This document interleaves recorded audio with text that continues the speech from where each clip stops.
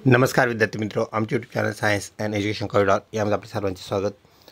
B.Ed प्रवेश 2025-26 या अनुषंगाने आपण व्हिडिओ पाहत आहोत। विद्यार्थी मित्रों, आपला निकाल नुकताच लागलेला आहे, तसेच आपली रिझल्ट समरी लवकरच येईल आणि त्यानंतरचा आपला जो विषय आहे त्यानंतरचा आपला स्टेप म्हणजेच आपला बीएड कॅप शेड्यूल प्रदर्शित होणे, त्याचं नोटिफिकेशन येणे। तर चला पाहूया आपला बीएड कॅप शेड्यूल कसा असतो त्या संदर्भातील हा व्हिडिओ। तत्पूर्वी आपण जर आमच्या चॅनलवरती नवीन असाल तर चॅनलला सबस्क्राईब करा, तसेच व्हिडिओ आवडल्यास नक्कीच मित्रपरिवारामध्ये शेअर करा। आपल्या सीईटी सेलचा लोगो व सीईटी सेलचं कोटेशन तसेच updated centralize admission process CAP round schedule for BEd course academic year 2024-25 आपल्याला हे पाहायला मिळत आहे। म्हणजेच 2024-25चा हा शेड्यूल आहे। यामध्ये सर्वप्रथम आपल्याला जी करायची गोष्ट असते ती म्हणजेच कॅप राउंड फर्स्टसाठी candidate registration for Maharashtra state student आणि out of Maharashtra state students or candidates एक तारीख आपल्याला दिलेली पाहायला मिळते 13/7/2024 ते 28/7/2024। म्हणजेच आपल्याला जवळपास 15 दिवसांचा कालावधी आपल्याला रजिस्ट्रेशन करण्यासाठी मिळतो। ज्या विद्यार्थ्यांनी सीईटी दिलेली आहे आणि त्यांचा रिझल्ट लागल्यानंतर ते क्वालिफाय झाल्यानंतर त्यांना रजिस्ट्रेशन करणं गरजेचं आहे, क्रम पाहत आहे, तरच ते विद्यार्थी कॅप राऊंडमध्ये पुढे जातात, पुढे राहतात। त्यानंतर आपल्याला ई स्क्रुटिनिटी करावी लागते, म्हणजेच आपले सर्व जे डॉक्युमेंट्स आहेत ते अपलोड करावे लागतात आणि त्याची पडताळणी होते।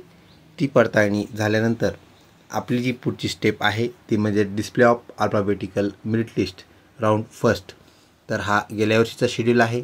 फर्स्ट लिस्ट जी आहे त्याला आपण प्रोविजनल मेरिट लिस्ट असं म्हणत असतो। तर ती लिस्ट आपल्या इथं त्याची डेट पाहायला मिळते।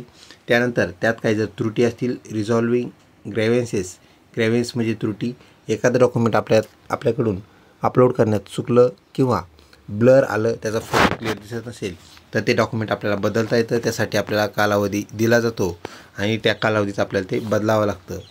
त्यानंतर publication of final merit list, आपण डॉक्युमेंट्स सर्व बरोबर केल्यानंतर आपली फायनल मेरिट लिस्ट लागते आणि फायनल मेरिट लिस्ट लागल्यानंतर महत्त्वाचा टप्पा म्हणजेच आपल्याला कॉलेज ऑप्शन्स चूज करता येतात, आपल्याला ऑप्शन्स देता येतात आणि ते जे ऑप्शन्स आहेत आपण इथे पाहू शकता। राऊंड फर्स्ट, राऊंड सेकंडसाठी एकत्रित ऑप्शन आपल्याला द्यावे लागतात। म्हणजेच राऊंड फर्स्ट आणि राऊंड सेकंड हे दोन राऊंड एकत्र आहेत, ही बाब आपण लक्षात ठेवा।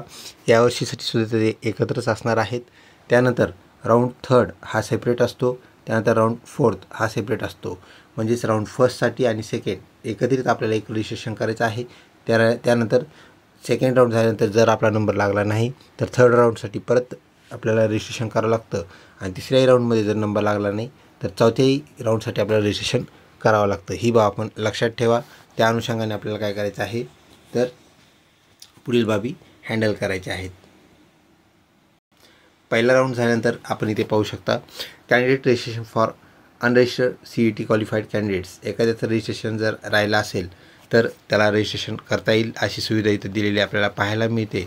त्यानंतर candidates for third round and institute level round, तर त्यासाठीचा आपल्याला राऊंड सेकंड जो आहे तो आपल्याला इथे पाहायला मिळतो। तर राऊंड सेकंड डायरेक्ट आपल्याला डिस्प्ले ऑफ फॅकंट सीट्स म्हणजे पहिल्या राऊंडमध्ये किती रिकाम्या जागा राहिल्यात, फॅकंट सीट राहिल्यात ते आपल्याला पाहायला मिळतात। त्यानंतर अलोकेशन ऑफ राऊंड म्हणजेच राऊंड सुरू होणे आहे। त्यानंतर candidate report to colleges and seek admission for round second, त्यानंतर लिस्ट लागते आणि आपण सेकंड राऊंडचे जे ॲडमिशन्स आहेत ते कॉलेजमध्ये जाऊन आपल्याला ॲडमिशन्स करावे लागतात। त्यानंतर college upload the admitted candidates on the portal, तर कॉलेज दररोज काय करत असतं त्या दिवशी जे ॲडमिशन झाले आहेत ते सीईटी सेलला कळवत असतं आणि सीईटी सेल त्याप्रमाणे त्याला अपडेट करत असतं। त्यानंतर राऊंड थर्डसाठी आपण इथं पाहू शकता सूचना candidate registration for unregistered CET qualified candidates. जे विद्यार्थी सीईटी दिलेली आहे त्या वर्षाची ते पास झालेले आहेत आणि त्यांचं रजिस्ट्रेशन राहिलं आहे त्यांना रजिस्ट्रेशन करण्यासाठी परत सीईटी सेल चान्स देतं। राऊंड थर्डसाठी आपल्याला परत रजिस्ट्रेशन करता येतं। त्यानंतर candidate for round third and institute level round, तर इन्स्टिट्यूट लेवल राऊंड आपल्या परिचयाचा आहे, त्याला आपण म्हणतो संस्था पातळीवरील राऊंड किंवा फेरी। तर या फेरीमध्ये किंवा राऊंडमध्ये आपल्याला सर्वात अगोदर डिस्प्ले ऑफ फॅकंट सीट्स, त्या कॉलेजमध्ये किती जागा आहेत हे आपल्याला फॅकंट सीट्स त्या कॉलेजच्या नोटीस बोर्डवर पाहायला मिळतं। तसेच आपल्या CET सेलच्या वेबसाईटवरती सुद्धा ते आपल्याला पाहायला मिळतं. Candidate fill in one line option और college choices for institute level admission. तर आपण त्या कॉलेजमध्ये जाऊन ॲडमिशनसाठी फॉर्म भरू शकतो किंवा हा फॉर्म आपल्याला ऑनलाईनसुद्धा भरता येतो. त्यानंतर college generate online merit list. College परत आपली एक मेरिट लिस्ट तयार करतं. त्या राऊंडसाठी त्याला आपण assistant cap round, cap round असं म्हणत असतो आणि ते आपल्याला कॉलेजमध्ये जाऊन करता येतं. तसेच ऑनलाईन पद्धतीनेसुद्धा ते करता येतं. Colleges upload the merit list. College त्याची एक मेरिट लिस्ट त्यांच्या कॉलेजच्या नोटीस बोर्डवरती लावतात आणि त्या मेरिट लिस्टनुसार आपल्याला त्याचे ॲडमिशन्स मिळतात. तर अशा प्रकारे आपल्याला ॲडमिशनचे शेड्यूल पाहायला मिळतो. तब्बल 4 राऊंड होतात. पहिला, दुसरा राऊंड कॉमन रजिस्ट्रेशन आहे, थर्ड राऊंडसाठी रजिस्ट्रेशन वेगळं आणि फोर्थसाठी वेगळं. तर अशा प्रकारे आपल्याला रजिस्ट्रेशन हा मुख्य टप्पा आपल्या BEd कॅप राऊंडमध्ये पाहायला मिळतो. त्यानंतर candidate sick admission as per declare merit list. त्या कॉलेजमध्ये आपण मेरिट लिस्टनुसार आपलं नाव आलं तर आपल्याला रजिस्ट्रेशन केल्यानंतर आपल्याला प्रवेशासाठी आपल्याला बोलवलं जातं आणि त्या तारखेत आपल्याला दिलेल्या तारखेमध्येच आपल्याला प्रवेश घ्यावा लागतो. यानंतर जर तुम्ही कॉलेजला गेले डेट संपल्यानंतर तर आपल्याला ॲडमिशन मिळत नाही, ही बाब आपण लक्षात ठेवा. त्यानंतर cut off date of admission. No admission after the cut off date. Cut off date आपली यावर्षीची सुद्धा आपल्याला शेड्यूलमध्ये येईल. ती डेट झाल्यानंतर मात्र कोणालाही ॲडमिशन मिळत नाही आणि जागा जरी रिकाम्या राहिल्या तरी BEd CET सेल जे आहे ते जागा तशाच ठेवून त्या वर्षीचं कॅप राऊंड बंद करतं. ही गोष्ट आपण लक्षात ठेवा. म्हणजेच कट ऑफ डेटच्या अगोदर आपलं ॲडमिशन कन्फर्म होणं गरजेचं आहे. अशा प्रकारे आपल्याला शेड्यूल फॉलो करायचं आहे. लवकरच आपला शेड्यूल येईल. CET सेलवरती त्याचं नोटिफिकेशन येईल. आपण नोटिफिकेशनसाठी चॅनलला लिंक राहा. तसेच CET सेलची वेबसाईट जी की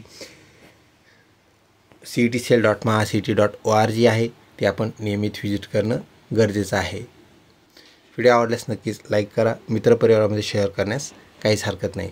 लवकरच भेटूया पुढच्या व्हिडिओमध्ये. तोपर्यंत धन्यवाद.